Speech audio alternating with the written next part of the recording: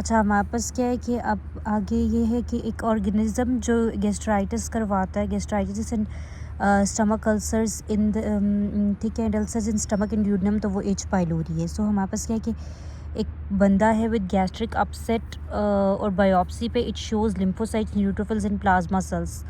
तो most likely इसका cause क्या है? एच पाइलोरी, यानी कि इन्फ्लेमेशन किससे हो रही है? अब एच पाइलोरी से। जो नॉन इन्वेजिव टेस्ट है for eradication of H pylori, urea blood test भी है और स्टूल एंटीजन भी। स्टूल एंटीजन ज़्यादा अच्छा है बट मे बी वो ऑप्शन में ना हो, इसलिए यूरिया ब्लड की है, ठीक है। अब एक वेग पेन के साथ आया है and on examination, vague abdominal pain है, ठीक है। On examination there is no mass ulcer और डिफ़िकल्टी इन फूड टेक, ठीक है। एंड एंडोस्कोपी पे there is lymphocytic erythematous and non atrophic gastritis. तो ये आमतौर पे किसकी वजह से होता है? एच पाइलोरी से। एक अपर जीआईटी एंडोस्कोपी पे हमारे पास जो स्टमक का एंट्रम है उस पर इरिथमा है, ठीक है। तो इसका कॉज क्या है? गैस्ट्राइटिस, ठीक है। नो अल्सर्स और मैसेज दे क्या है? गैस्ट्राइटिस। किससे हुआ है? एच पाइलोरी से। क्रोनिक गैस्ट्राइटिस या एंड ड्यूडेनल अल्सर्स की वजह क्या है? एच पाइलोरी, ठीक है। एच पाइलोरी जो है किस तरह का कैंसर करा सकते? बी सेल लिम्फोमा या गैस्ट्रिक कार्सिनोमा, ठीक है। अब हमारे पास क्या बाइल सॉल्ट जो है मैंने बताया बने हुए होते हैं बाइल एसिड्स प्लस टोरीन और ग्लाइसिन, फॉस्फोलिपिड्स, कोलेस्ट्रॉल, बिलीरुबिन, एमल्सिफाई करते हैं लिपिड्स को, ठीक है। तो ये बेसिकली जो बाइल सॉल्ट्स हैं सारे ये हमारे पास सर्कुलेट होते हैं और आइलियम से रीअब्जॉर्ब होते हैं और दोबारा गॉल ब्लैडर के पास आते हैं, ठीक है। तो ये जो बेसिकली अगर आइलियम को हमने जो है वो काट दिया, आइलियम नहीं है तो ये बाइल सॉल्ट जो है ये एब्जॉर्ब नहीं होंगे, बाइल सॉल्ट्स एब्जॉर्ब नहीं होंगे, सारे निकल जाएंगे बॉडी से। तो इसका काम क्या था? बाइल सॉल्ट्स ने ही फ़ैट की एब्जॉर्प्शन करानी थी। तो अब फ़ैट की सही से एब्जॉर्प्शन नहीं होगी, वो मैल एब्जॉर्ब्ड होंगे और फीसेस में निकलेंगे, और फीसेस में मतलब फीसेस में जब फैट होता है तो हम उसको स्टीएटोरिया कहते हैं, वो लाइट इन वेट होती हैं, ठीक है।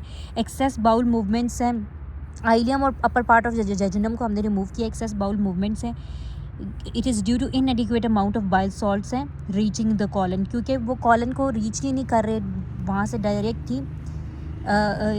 बेसिकली जो बाइल सॉल्ट है वो बहुत कम क्या नाम है, वो एब्जॉर्ब नहीं हो रही, ठीक है। डाइजेशन ऑफ फैट्स जो है वो बाइल सॉल्ट्स का काम है। क्वाड्रेट लोब ऑफ लिवर जो है वो ड्रेन करती है बाइल को into the left hepatic duct. अच्छा, अगर हमने 100 सेंटीमीटर टर्मिनल आइलियम को काटा तो there will be decrease absorption of bile salts. Deficiency of bile salt से क्या होता है? Decrease micelle formation in the intestines. Fat digestion is done by emulsification bile salts by carb and lipase. Bile acids are primarily found in bile conjugated to glycine या bile acid conjugate होते हैं to glycine या टोरीन। Gall stone की अगर हमने blockage कर दिया, bile duct जो है वो स्टोन से एक ब्लॉक हो गया है, तो हमारे पास जो फैट है उसकी increase fat content in stool. क्या होता है कि सिंपली अब वो अगर हमारे पास जो है गॉल ब्लैडर की जो डक्ट है उसमें स्टोन आ गया है, तो अब बाइल सॉल्ट्स बाहर नहीं निकलेंगे, बाहर नहीं आएंगे, तो वो फैट की एब्जॉर्प्शन नहीं कराएंगे, तो फैट सारा का सारा स्टूल में ऐसे ही निकल आएगा, तो that will be called as statoria, ठीक है। जब भी फैट जो है वो स्टूल में उसकी कंटेंट ज़्यादा होगा तो हम इसको स्टेटोरिया कहते हैं, ठीक है। बाकी नेक्स्ट पार्ट में कराती हूँ।